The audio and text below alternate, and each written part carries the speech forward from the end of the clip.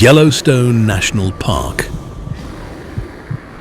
Yellowstone National Park stands as a vast wilderness sanctuary in the Rocky Mountains of the western United States, first set aside in 1872 as the world's first national park. It sprawls across more than 2 million acres, covering parts of Wyoming, Montana, and Idaho. This storied landscape was preserved to protect its incredible array of natural wonders. Steaming geysers, colorful hot springs, towering peaks, lush forests, and an abundance of wildlife. It is a place of superlatives, the largest concentration of geysers on Earth, the site of a massive volcanic caldera, and home to some of the continent's most iconic animals' geologic origins. Yellowstone's dramatic topography reflects a fiery volcanic history. Beneath the park lies a volcanic hotspot, a plume of superheated magma rising from deep in the earth. 3 catastrophic eruptions occurred here about 2.1 million years ago, 1.3 million years ago, and 631,000 years ago. These massive blasts ejected thousands of cubic kilometers of ash and lava, forging a roughly 30 by 45-mile caldera that defines the park today. Vast flows of rhyolite lava and layers of volcanic ash covered the landscape. Over time, the emptied magma chamber collapsed under its own weight, creating sunken basins now occupied by lakes and canyons. Even today, the Yellowstone magma chamber remains shallow, fueling hundreds of earthquakes each year and feeding the park's famous thermal features. The ground here continues to rise and fall by inches each year as magma and hot fluids shift underground. Glaciers sculpted Yellowstone too. As recently as 13,000 to 16,000 years ago, ice sheets covered much of this region. When the glaciers retreated, they carved deep valleys, deposited rounded boulders, glacial erratics, on the plains, and left moraines and polished cliffs. Some high ridges, such as Terrace Mountain by Mammoth Hot Springs, are capped with glacial till, debris that dates back to the last ice age. This icy past explains the park's many alpine lakes and rugged mountain channels. Mountains rise across the park from these geologic forces. To the north and east, the Absaroka Range. Volcanic ridges tens of millions of years old, looms over Yellowstone's interior. Farther south, the Gallatin and Washburn Ranges show evidence of faulting and lava flows.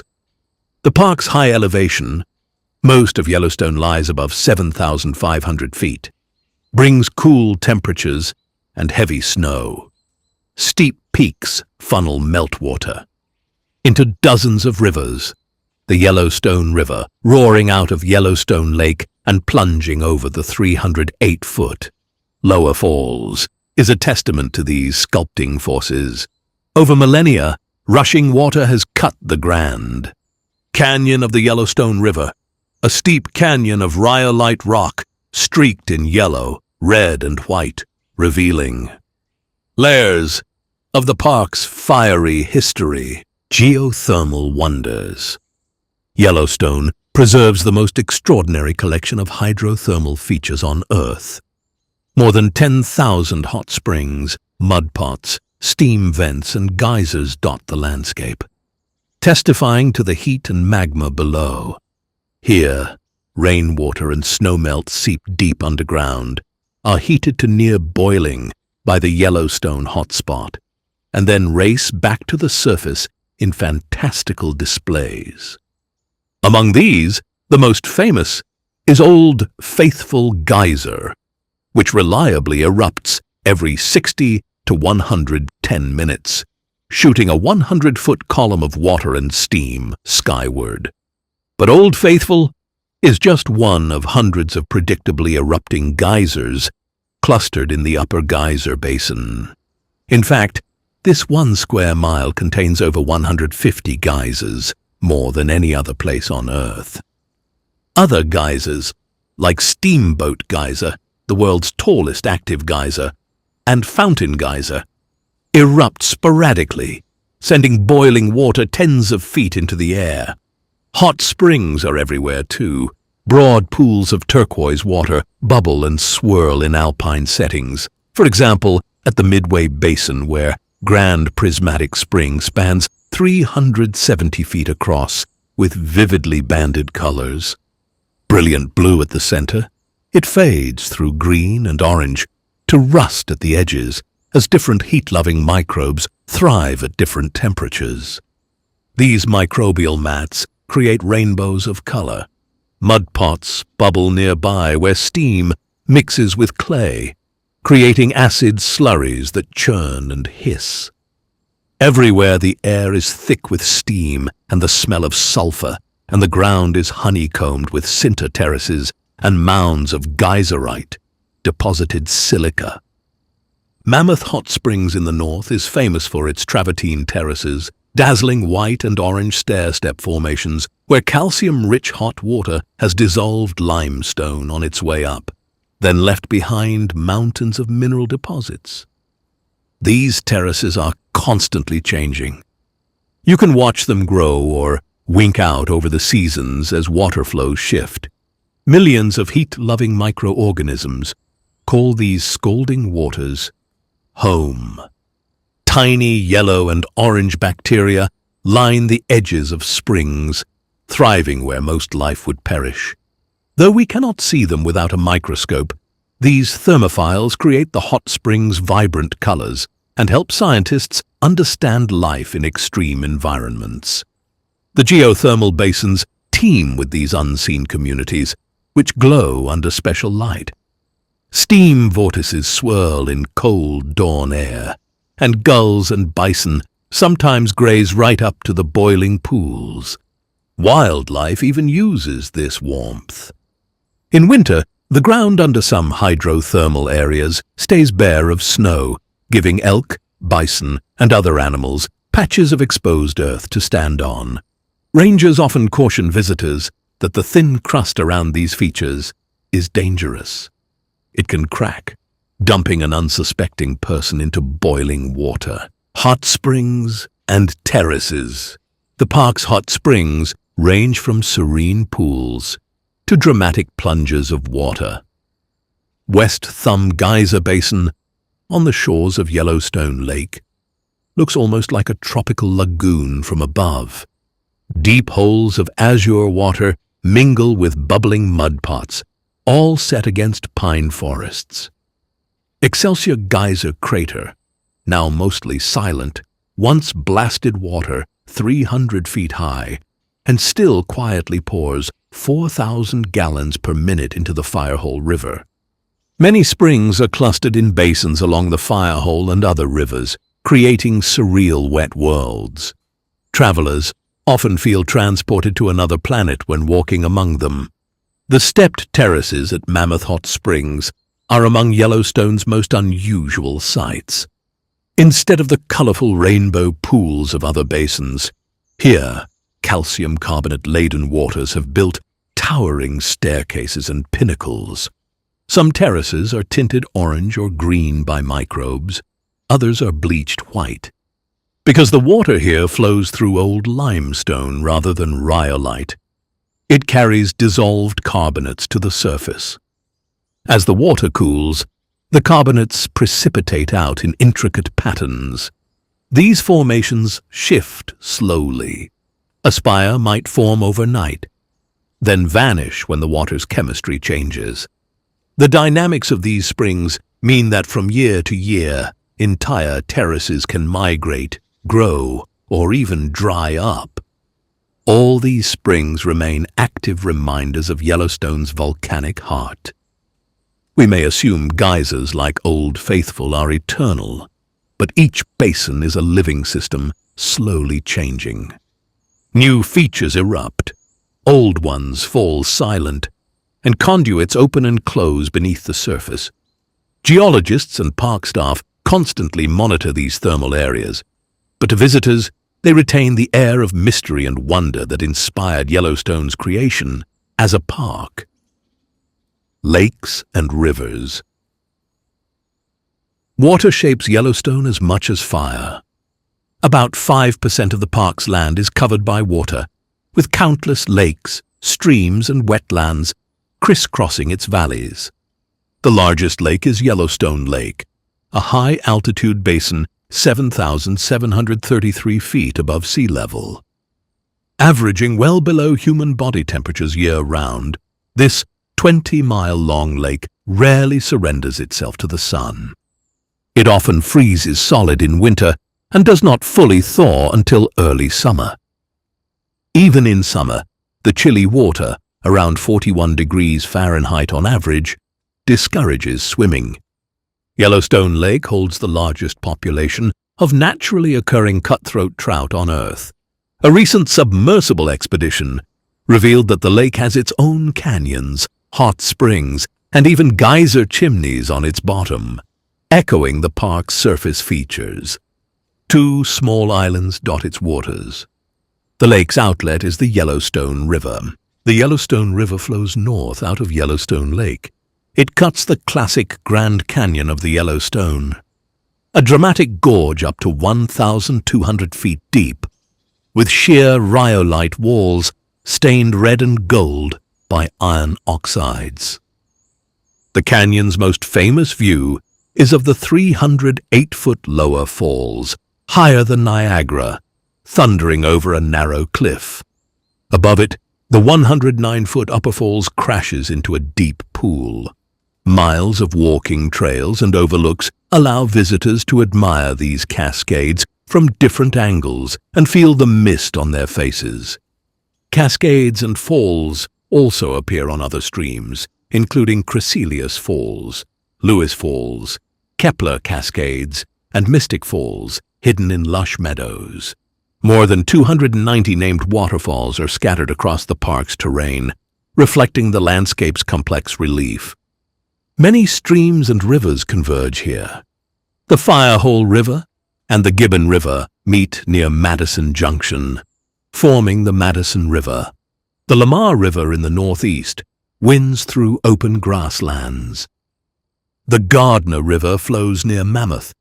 These waterways host cold water, cutthroat trout, and nourish vibrant riparian plants each spring. Moose wade in quiet channels, and bears search along riverbanks during spawning runs. The headwaters of the Snake River begin near Yellowstone's southern boundary, linking the park to broader western watersheds.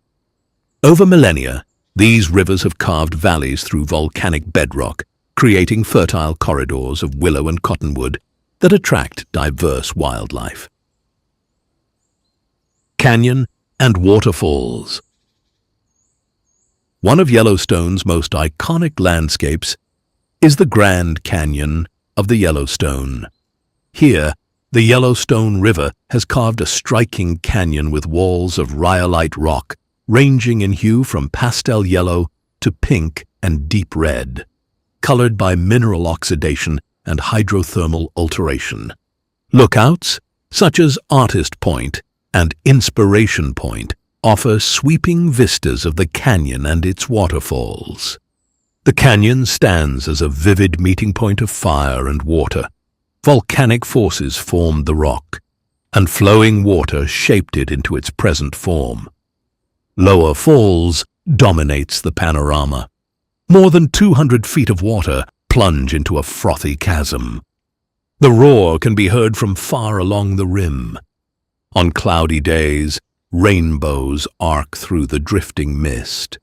Elsewhere, Mystic Falls tumbles about 70 feet near Biscuit Basin in a quiet, forested setting. Away from main roads, hikers may encounter smaller waterfalls such as Wraith Falls. Each cascade differs in character. Some descend in steep stair steps of white water. Others fall in a thin, shimmering veil over dark stone. Seasonal flow variations are dramatic. Summer thunderstorms can swell streams suddenly, Winter ice forms thick curtains along the cliffs. Spring snowmelt fills each spillway to its edge. The canyon region also reveals Yellowstone's rugged terrain. This area once experienced intense underground heat, and the cooling volcanic rock fractured into crumbly cliffs. Steam vents rise from cracks in the canyon walls, and remnants of ancient hydrothermal deposits cling to some ledges. In early spring, sheltered pockets hold lingering snow beside new grasses. Archaeological evidence along the lakeshore below the canyon shows that indigenous peoples lived and traveled here thousands of years ago, fishing and hunting long before the park was established. Today, the canyon remains one of Yellowstone's most visited destinations. Millions pause each year to witness its scale, color, and movement, forests and flora. Yellowstone's forests cloak much of the park.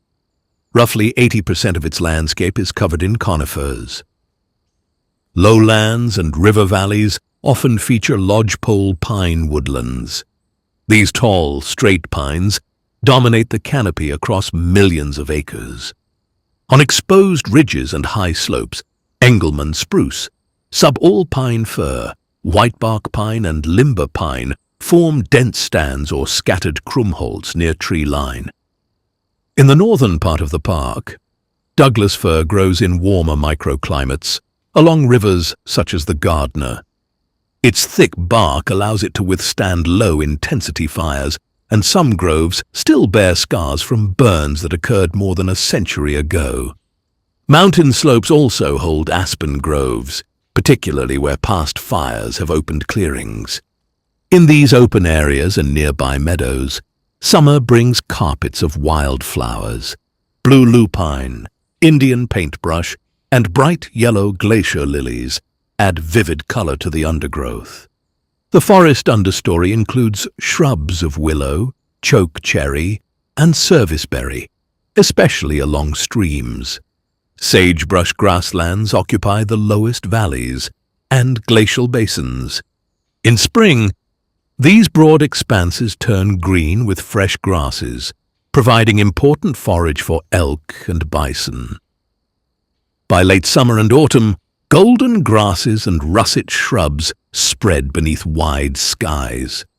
More than 1,300 native plant species grow within Yellowstone. They range from delicate alpine forget-me-nots in high tundra to tall wetland vegetation in marshy meadows. Vegetation zones shift with elevation. Near Mammoth Hot Springs, willow and poplar thickets line the banks of the Gardner River. Farther south, and higher in elevation, lodgepole forests transition toward alpine meadows near summits. These plant communities form the foundation of Yellowstone's food web. They nourish herbivores and provide shelter for small mammals and birds. Fire is a natural part of this ecosystem. Every few decades, lightning ignites forest fires that clear old growth and help lodgepole pine germinate. Their cones open in heat. Many meadows in Yellowstone owe their existence to such burns. Park rangers now let fires burn under supervision in natural cycles. Recognizing T had a mosaic of burned and unburned areas increases biodiversity. The result is a patchwork: young green stands, old scorched skeletons, and mixed-age forests. In autumn, the foliage changes too. Cottonwoods along rivers turn gold, and willows flush red, framing the evergreen backdrop. Snow blankets much of the park by winter, yet some trees keep color. The juniper and mountain mahogany in valleys, or the autumn berries of hawthorn under snow. Wildlife. Yellowstone is celebrated for its rich wildlife, second in fame only to its geysers. Large herds of elk and bison roam the open valleys. In summer, meadows echo with the bugling calls of thousands of elk. Bison move slowly across the high plains, their massive shoulders rolling as they wander through grasses and drifting clouds of insects. The Yellowstone bison herd is the largest wild, free-roaming herd in the United States. Several thousand animals spread across the park's valleys, and each spring many calves are born among the herds. Pronghorn graze across the sagebrush flats. Yellowstone is one of the few places where these remarkably fast animals still move across wide landscapes in long seasonal migrations. In forest clearings and along quiet rivers, mule deer often appear among the grasses and shrubs. Occasionally, a moose may be seen feeding among willows in wet meadows or slow-moving streams. Above the valleys, in rugged limestone outcrops and steep slopes, bighorn sheep stand balanced on narrow ledges, moving across cliffs with remarkable agility. Predators and bird life. Predators include the majestic grizzly bear and its smaller relative, the American black bear. Both feed on a wide range of foods, from berries and insects to fish and carrion. Yellowstone's bears are accustomed to the presence of people, yet they remain extremely powerful animals. Visitors are warned to keep a safe distance and to observe bears only from vehicles or under the supervision of experienced guides. Coyotes and gray wolves patrol the valleys and forests. The gray wolf was reintroduced to Yellowstone in 1995 after an absence of roughly 70 years. Today, several packs roam across the park. They hunt elk and other prey, influencing the balance of the ecosystem. Researchers have noted that willow and aspen along many streams have begun recovering as wolf predation reduces heavy elk browsing. Cougars also inhabit the park, although they are rarely seen. Smaller carnivores share the landscape as well. Foxes, lynx, wolverines, river otters, martens and badgers each occupy their own ecological role within Yellowstone's complex web of life. Bird life is equally abundant. Nearly 300 species have been recorded in the park. Eagles and hawks circle above open valleys. Ospreys plunge into rivers in search of fish. Along lake shores, sandhill cranes and pelicans move across wetlands and shallow water. Within the forests, the air fills with the songs of warblers, thrushes, and sparrows, while woodpeckers drum on hollow trunks. Yellowstone's waterways are rich with fish. 5 native species inhabit its rivers and lakes, including the Yellowstone cutthroat trout and several types of native minnows. Cutthroat trout migrate into small streams during spring snowmelt to spawn. During this period, bald eagles and ospreys gather in large numbers to feed on them, especially near Fishing Bridge. In recent decades, however, the introduction of lake trout has placed pressure on the cutthroat population in Yellowstone Lake. Conservation teams work actively to reduce lake trout numbers and protect native fish during spawning seasons. Across Yellowstone, every habitat supports life. From high ridges to wet meadows, animals move through a landscape shaped by water, fire, and seasons. At dawn, elk and bison graze across open grasslands. By midday, coyotes may trot along distant hills. At night, owls call from pine branches while wolves howl across the valleys. Lamar Valley and Hayden Valley have become well-known locations for observing wildlife across broad open plains. During winter, conditions grow harsh. Bison and elk migrate toward lower elevations and dig through snow to reach buried grasses. Predators follow these herds, seeking weakened prey. Grizzly bears spend the cold months in dens among rocky slopes. Smaller mammals, such as foxes and hares, develop pale winter coats that blend with the snow. Wolves continue to hunt across frozen landscapes. When spring finally arrives, Newborn fawns and elk calves appear, and Yellowstone once again fills with movement and birdsong. Secrets and wonders of the Amazon. The vast Amazon basin. The Amazon has captured human imagination as a place of staggering beauty and grave danger. It is Earth's largest tropical rainforest and river system, spanning more than 6.1 million square kilometers, about 2.4 million square miles, roughly 40% of South America. This vast basin extends from the Andes in Peru and Ecuador to the Atlantic coast of Brazil, crossing parts of 9 countries in all. The scale is immense. Roughly 1/5 of the world's flowing fresh water is contained here, and about 60% of the planet's remaining tropical rainforest lies in the Amazon basin. Scientists estimate that approximately 1 in every 10 known species on Earth can be found in this region, making it one of the richest biodiversity hotspots on the planet. Climate and river systems. The Amazon basin has a hot equatorial climate with high humidity and heavy rainfall. The region generally receives 1,500 to 3,000 millimeters of rain per year. Thousands of rivers and streams crisscross the basin, draining toward the Atlantic. The Amazon River itself begins high in the Peruvian Andes, above 5,500 meters elevation, and flows more than 6,400 kilometers to the Atlantic. Because the land is very flat, the river drops only about 1.5 centimeters per kilometer on average, so it moves slowly across the floodplain. Despite its gentle slope, the Amazon has the greatest freshwater discharge of any river, around 219,000 cubic meters per second on average, sending roughly 1/6 of the world's river water into the ocean. In the dry season, the main channel may be only 4 to 5 kilometers wide, but in the peak flood season, it can expand to more than 50 kilometers across, flooding the forest for miles. Each year, this flood pulse turns millions of hectares of forest into lakes and wetlands, called Várzea and Igapó, profoundly reshaping the landscape. Terrain and landscapes. The Amazon basin contains a surprising variety of terrain.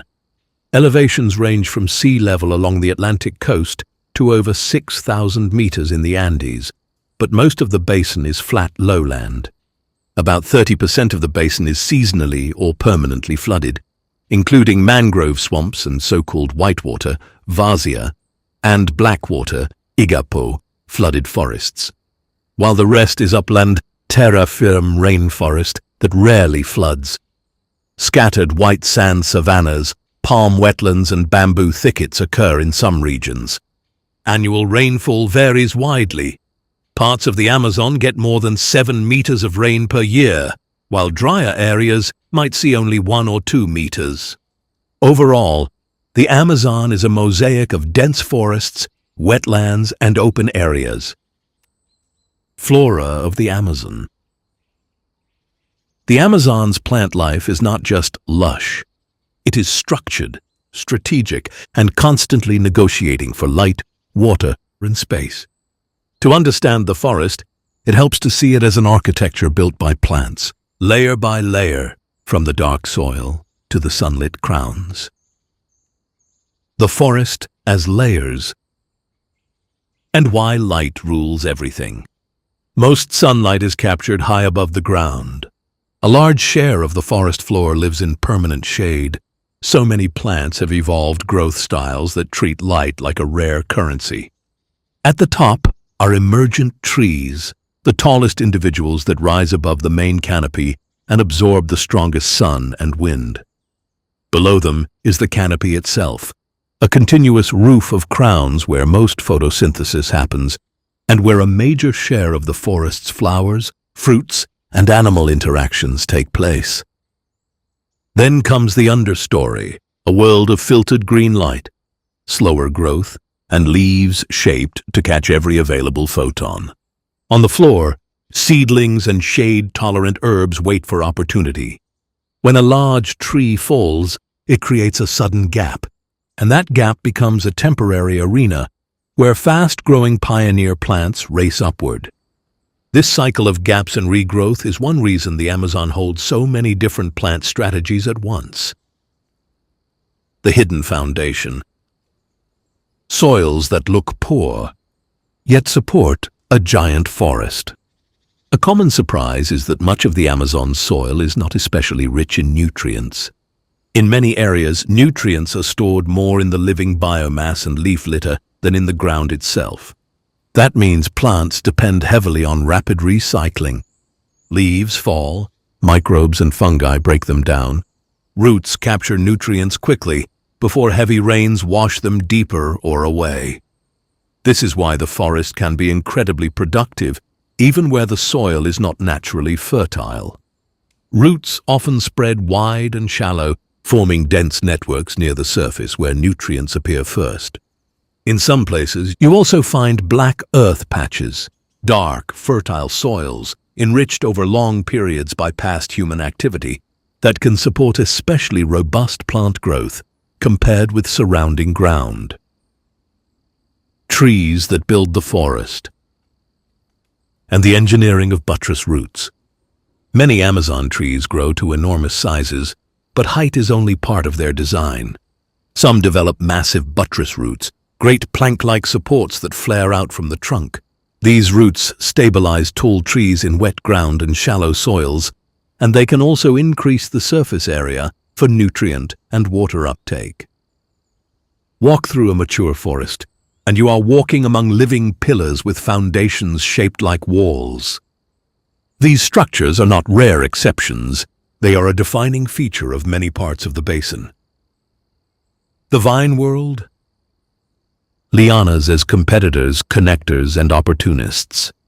The Amazon is not only trees. Lianas, woody vines that climb into the canopy, are key players. Instead of investing energy in building thick trunks, many lianas invest in length and flexibility, using trees as scaffolding to reach sunlight. They can link crowns together, create aerial pathways for animals, and at times heavily burden trees by competing for light and water.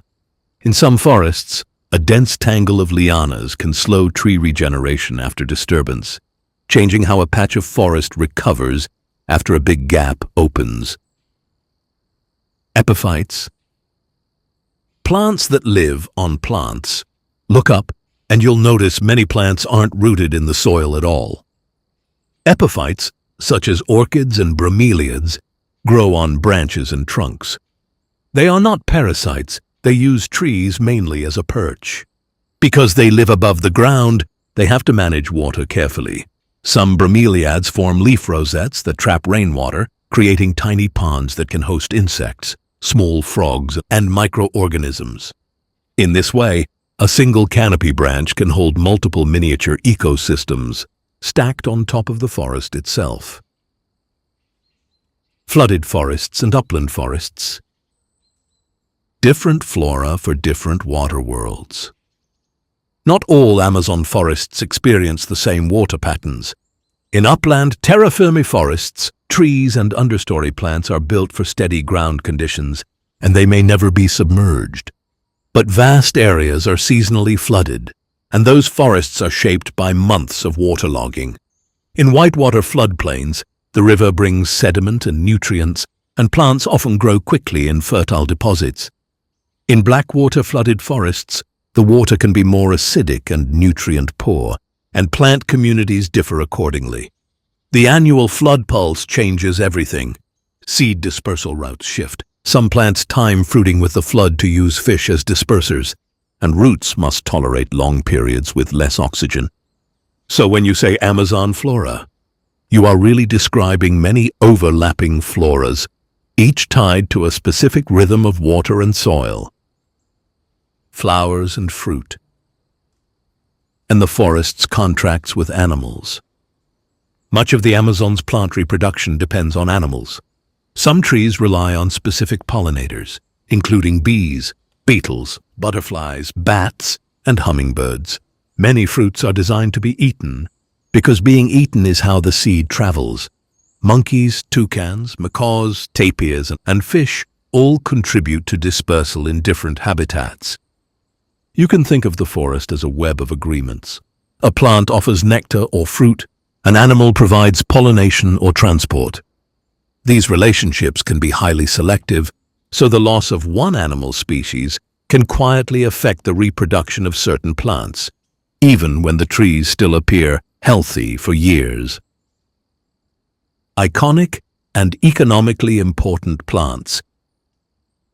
Some Amazon plants are famous worldwide, but their real significance is how they fit into forest life.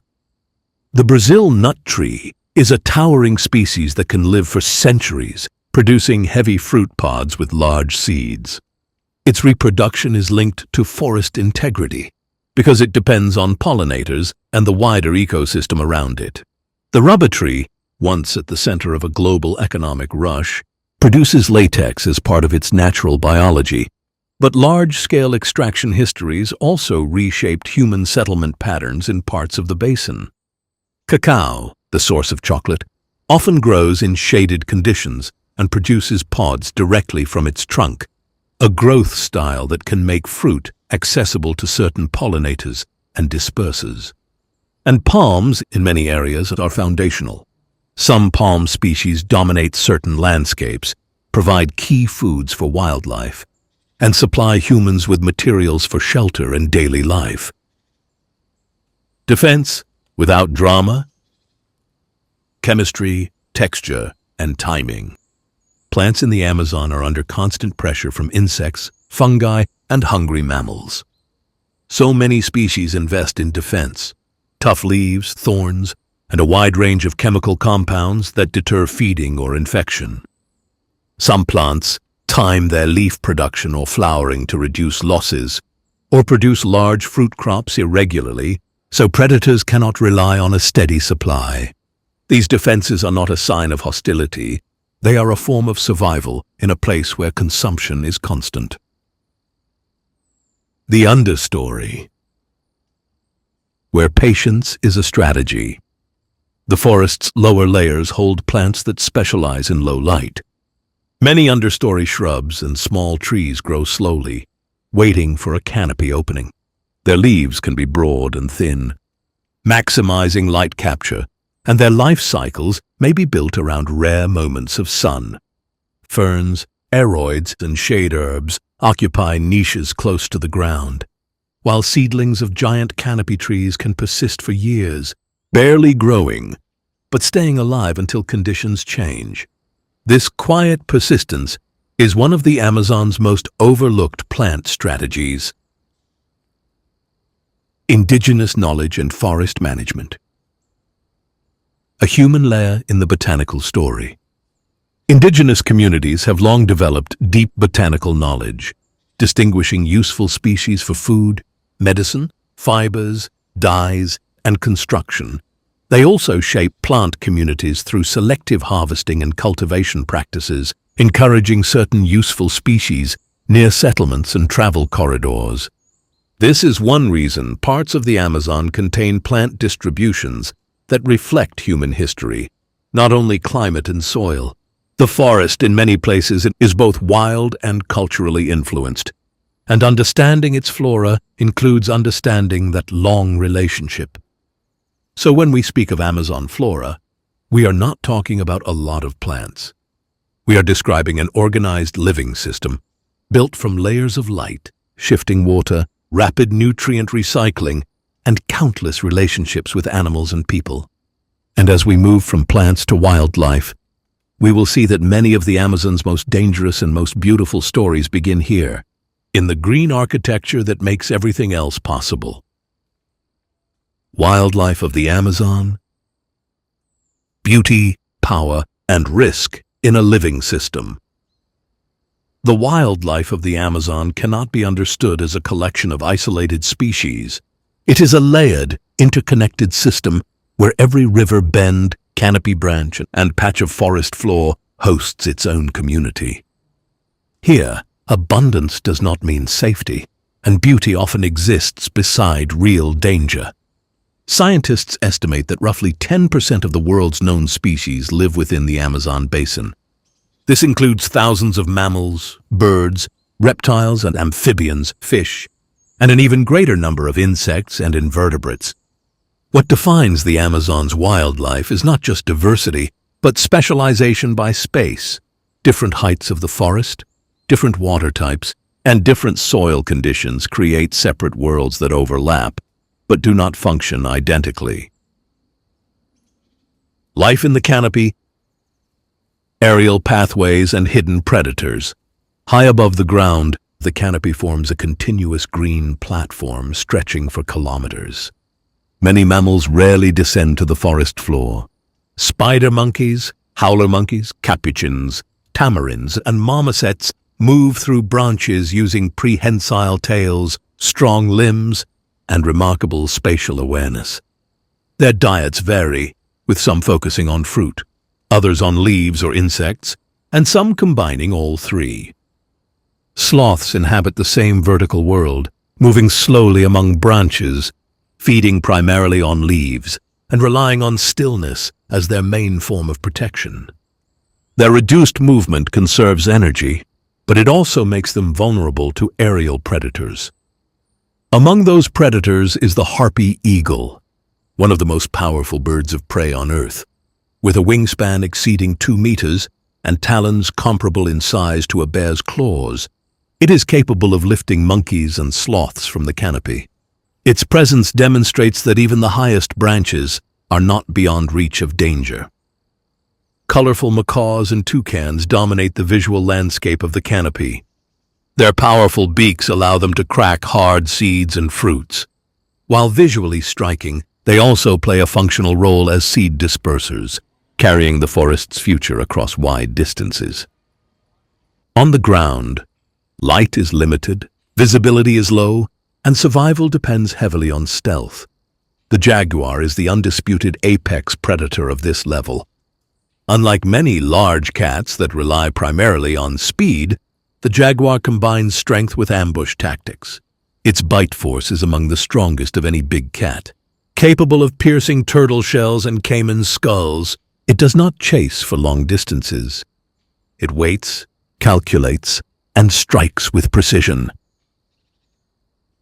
Tapirs move through this same terrain, large herbivores that feed on fruits and vegetation. They are powerful animals, capable of defending themselves if cornered. Yet they remain frequent prey for jaguars in areas where both species overlap. Peccaries travel in groups, using collective awareness and aggression as defense. When threatened, they can stand their ground, forming tight defensive clusters and snapping their teeth loudly as warning. The forest floor is also home to leafcutter ants, armies of insects that harvest vegetation and carry it underground. Though small individually, their colonies can number in the millions, reshaping vegetation patterns over time. Rivers, a separate arena of power. The Amazon River system contains more freshwater fish species than any other river basin on Earth. Predation in these waters is constant. Piranhas are often sensationalized, yet they are typically opportunistic feeders rather than constant attackers. However, in certain conditions, such as drought or limited food supply, they can become more aggressive. The black caiman is one of the dominant aquatic predators. Reaching lengths of 5 to 6 meters, it patrols rivers and flooded forests, preying on fish, birds, and mammals that venture too close to the water's edge. The green anaconda inhabits slow-moving rivers, marshes, and flooded grasslands. It is the heaviest snake species in the world. Rather than using venom, it relies on muscular constriction. It ambushes prey from the water, coiling rapidly and cutting off circulation before swallowing animals whole. Electric eels add another dimension of risk.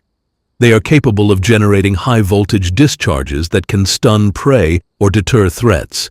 For humans and animals alike, contact can result in temporary paralysis in water, which in itself can be life-threatening.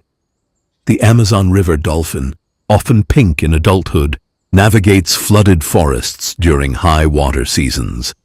It uses echolocation to detect prey in murky conditions.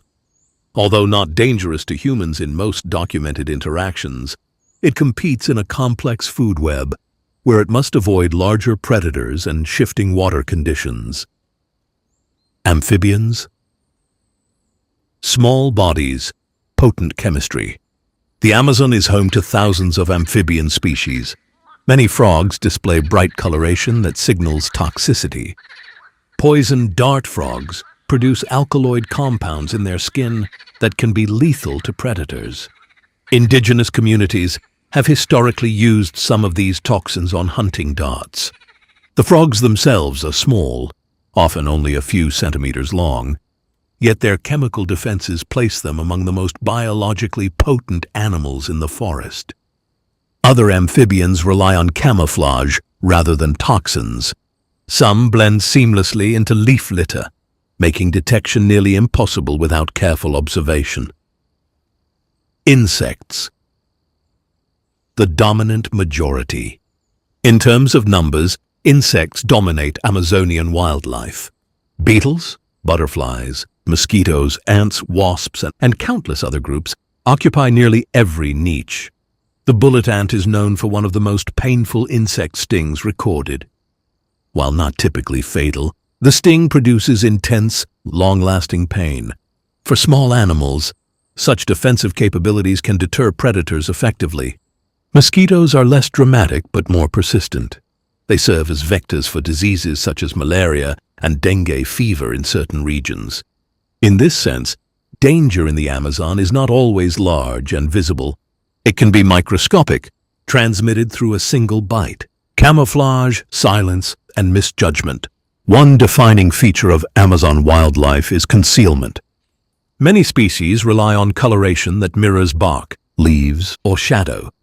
Snakes may remain motionless for hours, blending into branches or ground cover.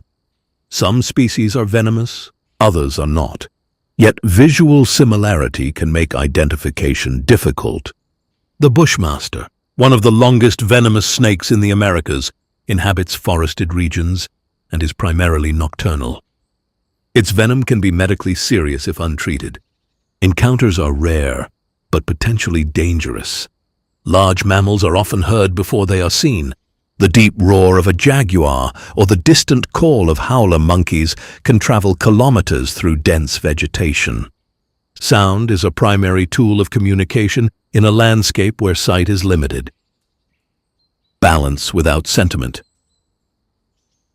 Predation in the Amazon is not constant violence, but it is constant pressure. Predators regulate herbivore populations. Herbivores influence vegetation patterns. Scavengers recycle remains.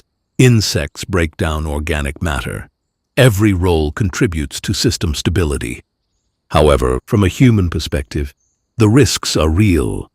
Venomous bites, territorial wildlife, powerful river currents, and disease-carrying insects require caution and preparation. The Amazon does not target humans, yet it does not adjust its processes to accommodate them either.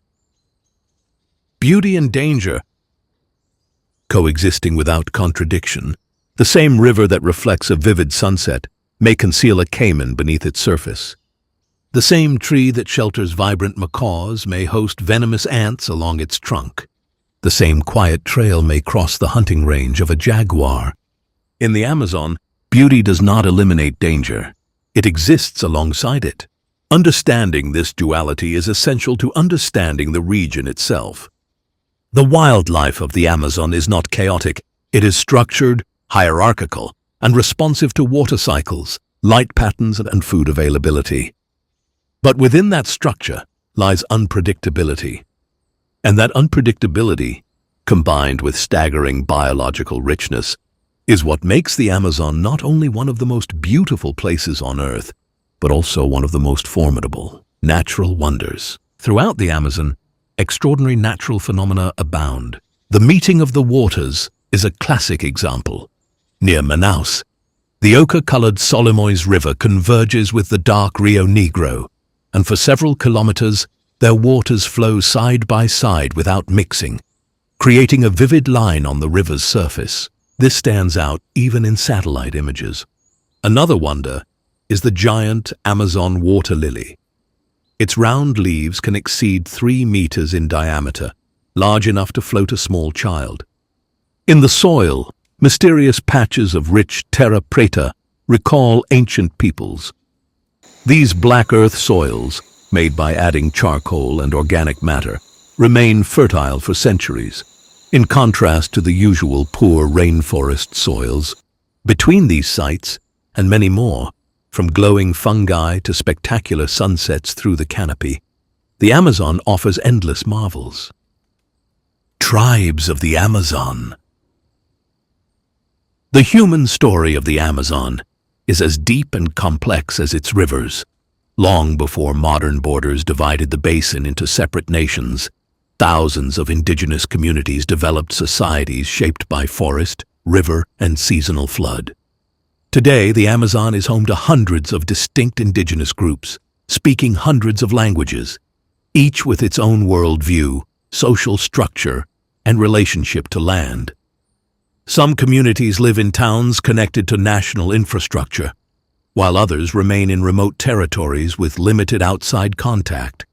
A small number continue to live in voluntary isolation, choosing to avoid sustained interaction with the outside world. The forest is not merely a setting for these societies. It is their pharmacy, their marketplace, their spiritual landscape, and their historical archive. Knowledge of plants, soils, and river cycles is highly detailed and often passed down orally across generations. Certain communities distinguish dozens of soil types and understand how each responds to flooding, cultivation, or regeneration. They know which tree bark can treat fever, which vines contain drinkable water, which fruits ripen during high water seasons, and which areas of forest should remain undisturbed. Housing styles vary depending on region and cultural tradition. In some areas, large communal houses shelter extended families under a single roof. In others, smaller family structures are spaced along riverbanks. Building materials are drawn directly from the surrounding forest. Palm thatch for roofing, hardwoods for framing, natural fibers for binding. Villages are often positioned near waterways, which function as transportation corridors in a landscape where roads are rare or impractical. Food systems are diverse and adapted to local conditions. Fishing plays a central role in many riverine communities, particularly during flood seasons when fish migrate into submerged forests. Hunting provides protein from mammals and birds, though methods and frequency differ between groups. Agriculture is practiced in many regions, using shifting cultivation systems. Small plots are cleared, cultivated for several years with crops such as cassava, maize, plantains, and sweet potatoes, and then left to regenerate naturally. This rotational approach allows forest recovery while maintaining food security. Spiritual traditions are closely connected to the natural world. Many groups view rivers, animals, and forest features as inhabited by spiritual forces or ancestral presences. Ritual practices often involve music, body painting, storytelling, and the use of plant-based preparations in ceremonial contexts. These belief systems guide social conduct, land use, and community cohesion. They are not separate from daily life, but integrated into it. Social organization varies widely. Some communities operate through consensus-based leadership, where elders or respected figures guide decisions. Others have more formalized roles related to ritual authority or conflict resolution. Kinship networks define responsibilities, inheritance, and marriage patterns. While modern influences have altered aspects of governance in many areas, traditional authority structures remain significant in numerous territories. The arrival of colonial expansion, resource extraction, and missionary activity dramatically reshaped Amazonian societies. Epidemic diseases reduced populations in many regions. Rubber extraction in the 19th and early 20th centuries caused displacement and violence. In more recent decades, Logging, mining, cattle ranching, and infrastructure projects have expanded into previously remote areas. These pressures have resulted in land disputes, environmental degradation, and cultural disruption. At the same time, many indigenous organizations have mobilized politically to defend territorial rights. In several countries, legal frameworks now recognize indigenous land claims within parts of the Amazon basin. These territories often overlap with some of the most intact forest regions. Research indicates that areas under indigenous stewardship frequently show lower rates of deforestation compared to surrounding lands, though conditions vary by region and enforcement capacity. It is important to avoid portraying Amazonian tribes as either isolated relics of the past or as uniformly threatened communities without agency. Many indigenous groups actively engage with national societies while maintaining cultural continuity. Some operate schools that teach both indigenous languages and national curricula. Others participate in regional markets, sell crafts, or collaborate with scientific researchers. Adaptation to changing circumstances does not erase cultural identity. The diversity among Amazonian peoples mirrors the biodiversity of the forest itself. There is no single Amazon tribe culture. Linguistic families such as Tupi, Arawak, Carib, Pano, and others represent broad groupings, each containing numerous distinct communities. Clothing styles, artistic expressions, agricultural techniques, and ceremonial practices differ significantly between regions separated by hundreds of kilometers. For those communities living in voluntary isolation, minimal contact is often a deliberate decision shaped by historical trauma. National governments and international bodies have established protected zones in some areas to reduce the risk of intrusion. Encounters with outsiders can bring disease and conflict, so policies generally emphasize non-interference. In examining the tribes of the Amazon, one must recognize that they are not separate from the forest's ecological story.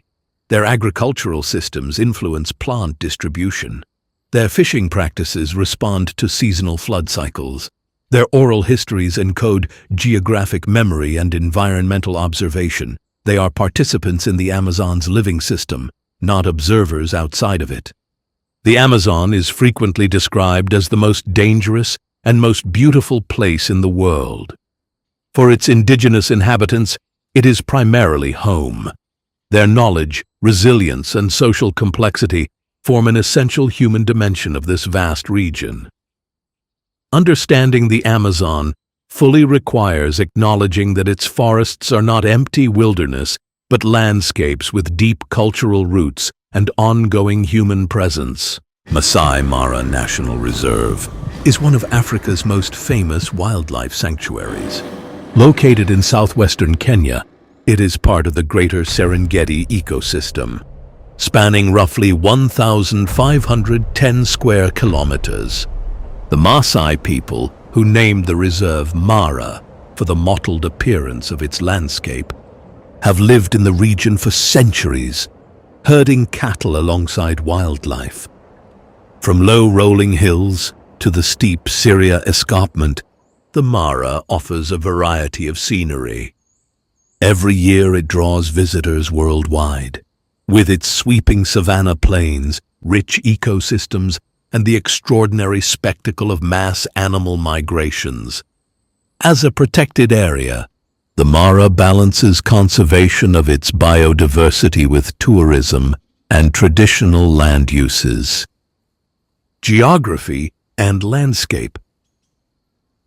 The Masai Mara lies in southwestern Kenya's Narok County, bordered on the south by Tanzania's Serengeti National Park.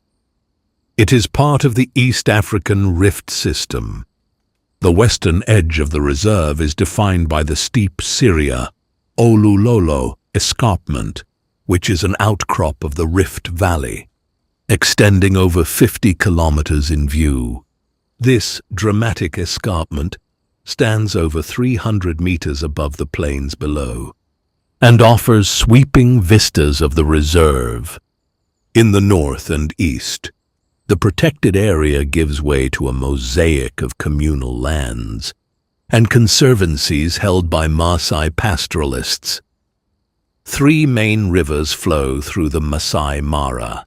The Mara River, with its tributaries the Talek and Sand rivers. These perennial rivers divide the reserve into seasonal grazing zones and ensure water is available throughout the year. The Mara's terrain is mostly open savanna grassland, with scattered groves of trees and shrubs. To the southeast lie gentle hills and occasional kopjes, rocky hills, while to the west the land rises sharply toward the escarpment.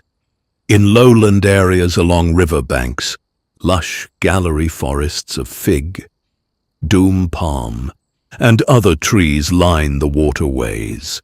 Away from rivers, grass species dominate. The grasses include red oat grass and other bunch grasses that grow up to 1 to 2 meters tall in good rains. Shrubby plants such as acacia, croton, and the aromatic tarchonanthus, sneezewood scrub, appear in interspersed patches. Mara's name, meaning spotted, reflects the pattern of bush and tree clumps set against open plains. True forests are rare, but small pockets of African bridlear and riverine woodland occur along watercourses. Elevation in the reserve ranges from about 1,500 meters above sea level to over 2,100 meters atop the Olulolo escarpment. This altitude moderates temperatures. Daily highs on the plains are usually in the mid-20 degrees Celsius range, with nights often dropping to 12 to 18 degrees Celsius. It has a semi-arid climate with 2 distinct rainy seasons each year. Rainfall is seasonal and varies across the park.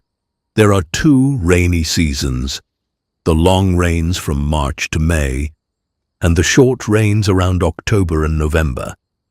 The eastern Mara is comparatively drier and averages roughly 800 millimeters of rain annually, whereas the western areas near the escarpment receive around 1,200 millimeters per year. Historical evolution and the rise of conservancies. While the Masai Mara is globally recognized today, its boundaries and management have evolved significantly over the last century. Early establishment. The Mara was first gazetted in 1961 as a much smaller wildlife sanctuary, covering only about 520 square kilometers, primarily the Mara Triangle. Over the next decade, it was expanded and formally designated as a national reserve in 1974. The Conservancy Model. Today, the core reserve is buffered by the Greater Mara ecosystem, which includes roughly 15 privately managed Maasai conservancies. These border zones add over 1,450 square kilometers of protected wilderness. Community leasing. In these conservancies, Maasai landowners lease their parcels to ecotourism partners. This model provides direct, sustainable income to local communities for education and health care.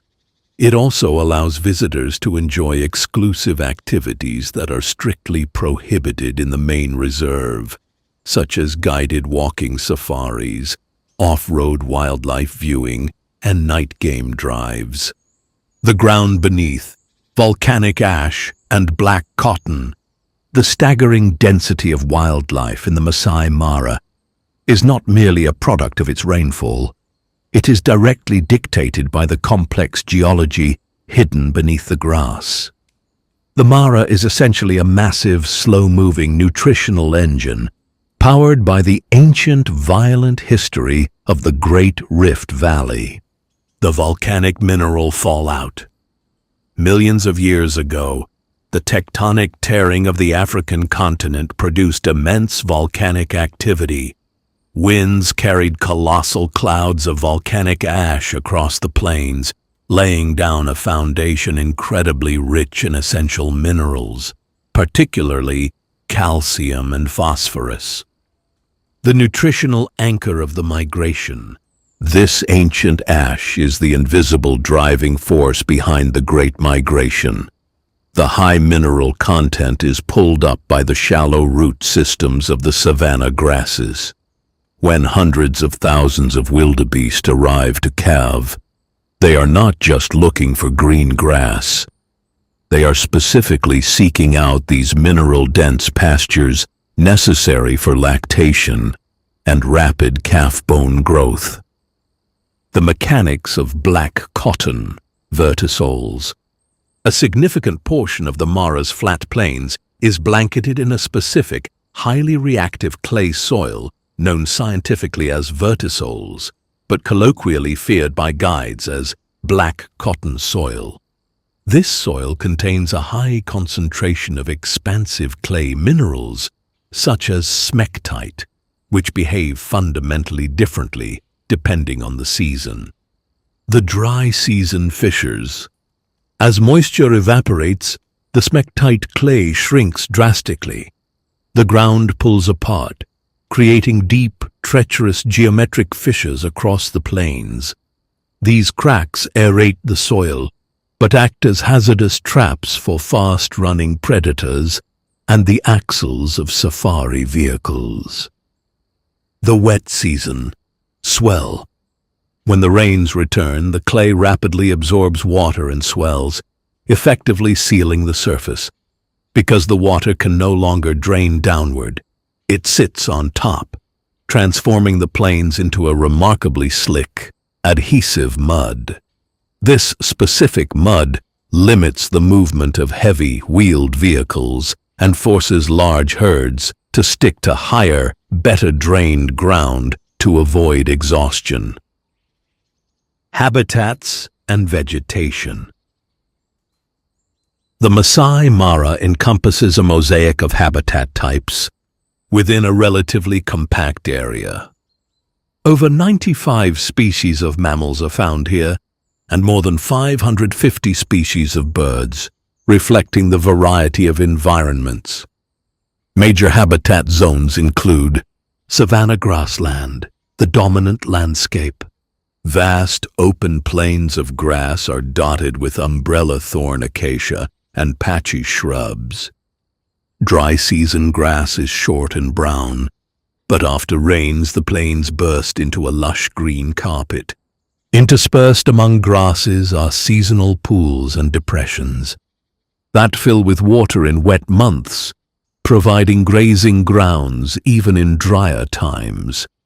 Riverine forest. Along the Mara, Talek, and Sand rivers are narrow strips of woodland and swampy thickets.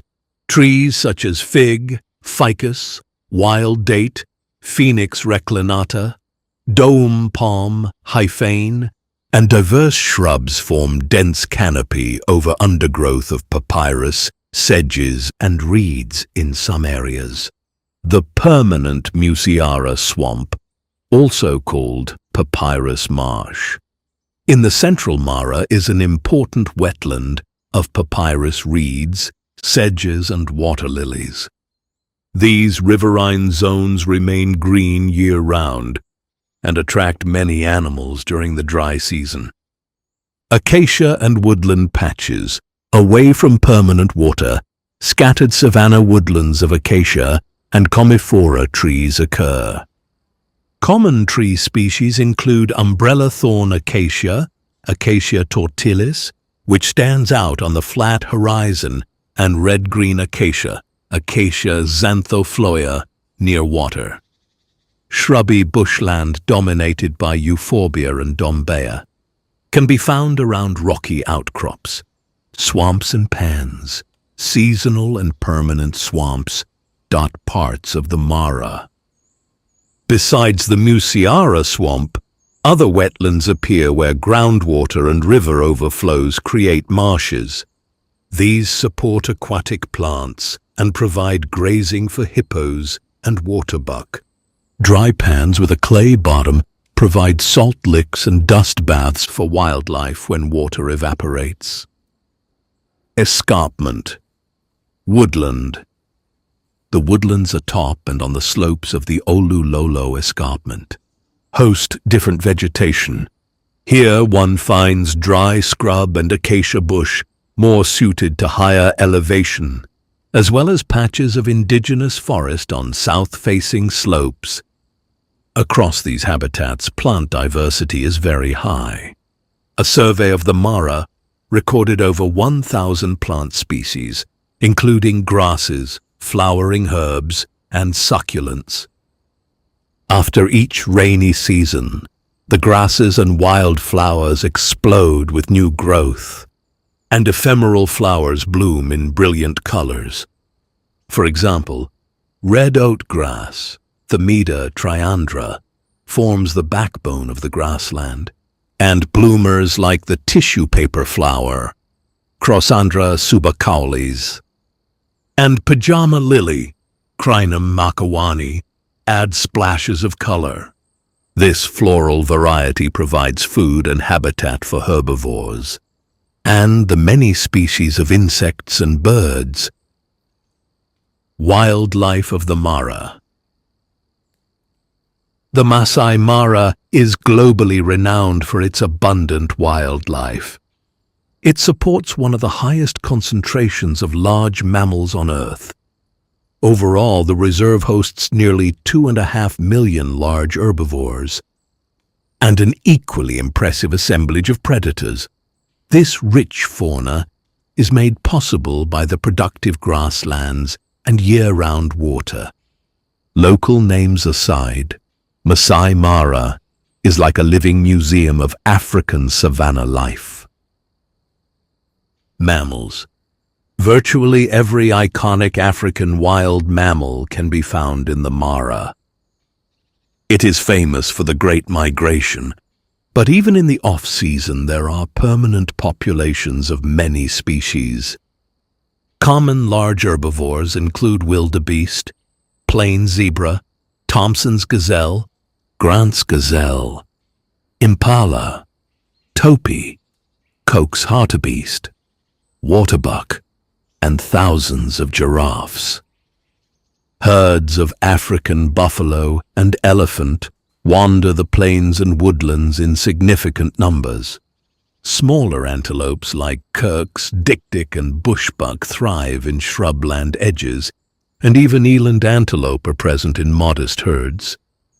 The Masai Mara is one of the few places where all of Africa's big five mammals occur: lion, leopard, elephant, buffalo, and black rhinoceros. Black rhinos are scarce but protected in the reserve. Predators are abundant. Lions are particularly numerous and are often seen in prides, on open hills, or in the swamp grass.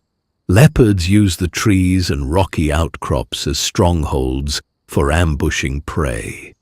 Cheetahs hunt in the open grassland, especially during daylight, chasing down gazelles with their incredible speed. Spotted hyenas form large clans and compete with lions for the reserve's plentiful prey. Other carnivores include jackals, servals, caracals, African wild dogs, now mostly extirpated within the park, and smaller felines like African wildcats. One of the Mara's unique features is its very high large herbivore density, nearly 240 large grazing animals per square kilometer, making it a predator's paradise. Birds. Over 500 species of birds have been recorded in the Mara, making it a prime bird-watching destination. Grassland specialists such as the Kori bustard, secretary bird, and ground hornbill are regularly seen on the plains. Vultures and eagles, more than 50 species of raptors have been noted, patrol the skies looking for carrion or live prey. Herons, storks, and krakes inhabit the marshes, including the shoebill. Though extremely rare, one was once recorded in the Mara. The synergies of wetland and woodland enable diverse communities. Pied kingfishers, blacksmith plovers, and jacanas frequent the water edges, while colorful birds like lilac-breasted rollers and bee-eaters brighten the skies. Many migratory birds arrive from Eurasia. For instance, white storks and sandpipers double the number of marsh birds in the wet seasons. Savanna habitat birds, such as francolins, guinea fowl, and doves, are also common. The Mara Triangle, northwestern corner, is recognized as an important bird area for species such as crowned cranes and vultures. Rarity highlights include the gray-crested helmet shrike and other regionally uncommon species that find refuge here. Other fauna. The Mara's rivers and wetlands support a number of non-mammalian animals. Hippopotamuses gather in deeper pools and the swamp margins year-round. Nile crocodiles lurk at river crossings, posing a threat during the migration. Reptiles like monitor lizards and snakes are present, but less often seen. Small mammals are also plentiful. Troops of olive baboons and colobus monkeys move through woodland, while nocturnal bush babies, galagos, mongoose, and tree-dwelling hyraxes hide in thick cover. Even invertebrates contribute enormously. Termites construct mounds, and arthropod swarms provide essential food for many species. These faunal assemblages make the Mara one of the richest wildlife areas in Africa, if not the world. Indeed, the Mara Serengeti ecosystem holds the largest population of plains, ungulates on the planet. It also supports viable populations of several globally endangered species like African wild dog. Outside the protected area, black rhinoceros and many large birds, highlighting its critical importance for conservation. The alarm network, interspecies eavesdropping. Out here on the Great Plains of the Masai Mara, there is a profound illusion of silence. When the wind dies down and the midday heat settles over the tall, golden grasses, the world seems entirely still. But survival in this ancient landscape is not just about who is the fastest or who possesses the sharpest eyesight. It is about who is the best listener. Beneath the sweeping winds and the rustle of the dry earth, a hidden, continuous conversation is happening.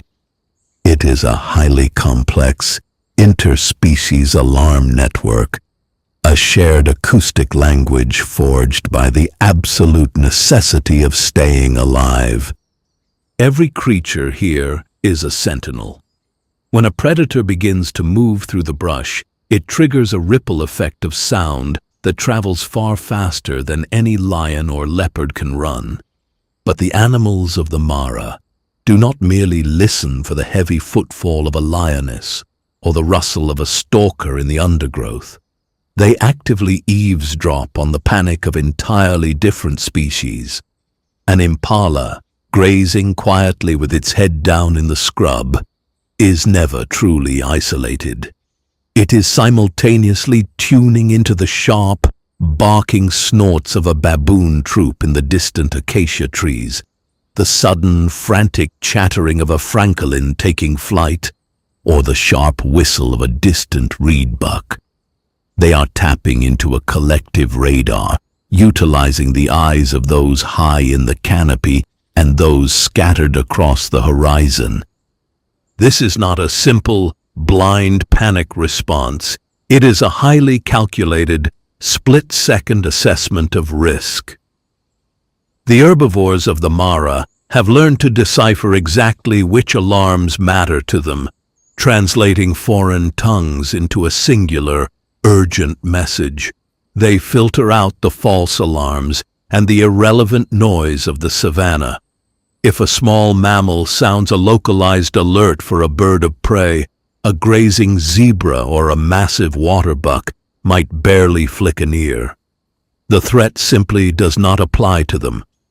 But if a species that shares the exact same vulnerabilities, a creature hunted by the very same predators, sounds the alert, the reaction is immediate and electric. They literally weigh the reliability of the informant. They understand the urgency in the pitch, the cadence, and the repetition of the call. A casual warning snort from a gazelle might just mean a hyena is visible but sleeping in the distance. But a rapid escalating sequence of shrieks from a vervet monkey means the stalk has turned into an active ambush. A solitary antelope can gauge the exact distance, direction, and speed of an incoming threat purely by tracking how the wave of alarm calls moves from one species to the next across the savannah. This shared network forces the mara's predators into an incredibly difficult evolutionary arms race. A leopard hunting in the thicket isn't just trying to hide from the eyes of its chosen prey. It is trying to slip past the collective hearing of the entire woodland. One snapped twig noticed by a completely unrelated bird can ruin hours of patient, exhausting stalking. In this timeless landscape, where the rules of survival were written long before we arrived, a warning spoken by one becomes the salvation of many. It is an invisible, acoustic web that binds the entire ecosystem together, proving that in the wild, no one truly survives alone. The Great Migration, nature's spectacle. Each year, Masai Mara becomes the stage for one of the most famous natural events on Earth, the wildebeest migration.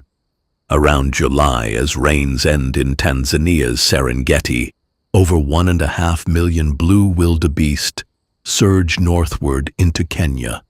Accompanying them are hundreds of thousands of zebras and gazelles, moving in search of fresh grasses on the nutrient-rich Mara plains.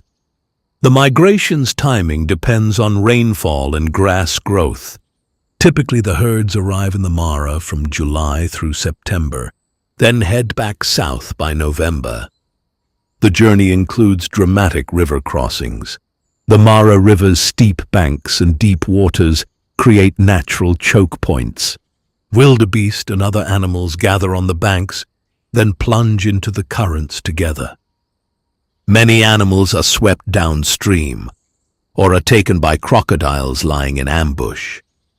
Lions and hyenas often stalk the crossings, attacking weakened or delayed animals. These crossings make headlines each year, but they are just part of a larger pattern. The migration is essentially a circular movement driven by the rains. Scientists describe it as a continuous cycle. After the fresh rains and grass shoot up in the Serengeti, the herds move north. When the rains return to the Mara, the animals feed and breed, then start back as southern plains green up again. More than 300,000 wildebeest calves in the Mara ecosystem between February and March, taking advantage of short rains that trigger grazing. Though many calves are born slightly outside the reserve, predators follow this abundance. The Mara often holds the largest concentration of carnivores in Kenya. The migration and resident animals together ensure a dynamic and vibrant cycle of life. Visitors coming for the Mara during migration season witness a world-famous wildlife show, often referred to as the Great Migration, or one of the natural wonders of Africa. Conservation and challenges. While the Masai Mara is a protected reserve, it faces modern pressures. Rapid human population growth around the park has led to expanding agriculture and settlements. Large farms have encroached near the northern boundary, and fences in some communal lands interrupt traditional wildlife corridors. During drought or crop failures, livestock may graze inside the reserve, leading to conflict with wildlife. Illegal grazing, along with poaching for bushmeat and ivory, have been issues at times. Uncontrolled fires can sweep through the grasslands, and off-road driving by tourists can disturb animals. Tourism, however, is also a source of support. Masai Mara's gate fees and related industries bring income to local communities and conservation agencies. Conservation organizations collaborate with the Maasai people to benefit from wildlife. Many parts of the Mara ecosystem beyond the official reserve are now managed as community conservancies, where local landowners receive payments for wildlife protection. The Mara Conservancy, a management body, oversees much of the protected area's daily operations, anti-poaching efforts, and resource use. Strict park regulations limit where vehicles can go and where lodges can be built to minimize habitat damage. As a result of these efforts, many wildlife populations in the Mara have remained stable or recovered. For example, anti-poaching patrols and secure habitats have helped the black rhinoceros numbers gradually increase. Cheetah and lion populations remain robust because of the abundant prey base. Efforts are also underway to reduce human-wildlife conflict. Some farmers use fortified beehive fences or livestock guarding dogs to protect crops and cattle from elephants and carnivores. Conservationists emphasize that long-term protection of the Mara requires balancing ecological needs with community welfare. Integrating traditional Maasai practices of pastoralism with wildlife conservation has been part of this strategy, reflecting the historical coexistence in the region. Overall, Masai Mara is often cited as a success story of community-based conservation on the African savanna. It remains largely unfenced, which allows migrations to continue and wide-ranging animals to survive. Shifting rhythms, the modern threat of climate change. While the physical geography and predators of the Masai Mara have shaped its wildlife for millennia, an invisible, highly unpredictable modern threat is rapidly rewriting the fundamental rules of survival. The ecosystem is facing unprecedented stress from a shifting climate, transforming the once reliable rhythms of the savanna into a volatile battle against extremes. Broken migration clocks. The Great Migration has historically operated as a synchronized clock, deeply tied to the predictable arrival of the long and short rains. Today, the region is experiencing significant warming, with monthly minimum temperatures rising by over 3 degrees Celsius in some seasons. This heat accelerates evaporation, rapidly drying out the landscape and shrinking the critical green window of nutrient-rich grass. Unpredictable weather phenomena, amplified by severe El Niño and La Niña events, cause rains to arrive late, early, or fail entirely. This erratic rainfall disorients the massive herds, leading to splintered migrations. Consequently, the amount of time the wildebeest spend grazing in the Mara has drastically decreased. A residency that once lasted up to 4 months has occasionally plummeted to just 6 weeks. The pendulum of drought and deluge. The Mara is increasingly trapped in a violent pendulum swing between severe drought and devastating floods. Extended dry spells severely deplete the Mara River and seasonal swamps, triggering widespread dehydration and forcing animals to migrate longer distances into riskier, unprotected territories. When the rains finally break, they frequently arrive as concentrated, intense downpours rather than slow, soaking showers. These sudden flash floods alter the steep banks of the river crossings, wash away vital topsoil, and cause sudden temperature drops that can prove instantly fatal to wildlife already weakened by prolonged starvation. The shrinking buffer and rising conflict. The ecological strain does not stop at the reserve's borders. It profoundly impacts the surrounding Maasai communities, whose pastoral livelihoods are tethered to the same land. As droughts scorch communal grazing lands, pastoralists are increasingly forced to drive their cattle closer to the reserve's boundaries, and sometimes inside, to find surviving grass. Simultaneously, desperate wildlife wanders into agricultural and settlement areas, seeking water and forage. This forced overlap intensifies the competition for rapidly shrinking resources, increasing the spread of disease between domestic and wild animals, and escalating human-wildlife conflicts that threaten the fragile historic coexistence of the region. The Masai Mara remains one of the richest ecosystems on Earth. Its sweeping landscapes of grasslands, acacia woodlands, and rivers cradle an astonishing diversity of life. Every corner of the reserve hosts scenes from a classic African wilderness. Lions resting under acacia trees, herds of antelope feeding in open grass, flocks of storks rising from wetland marshes. The annual Great Migration symbolizes the Mara's raw, natural drama. Yet throughout the year, even without the migratory crowds, the reserve supports a full circle of life with predators, prey, and plants, all interlinked. This vast natural stage has been shaped by millennia of climate and geology, and by the people who have lived alongside it. Today it is both a haven for wildlife and a mirror for human endeavor, as Maasai herders and modern conservationists work to sustain the land's richness.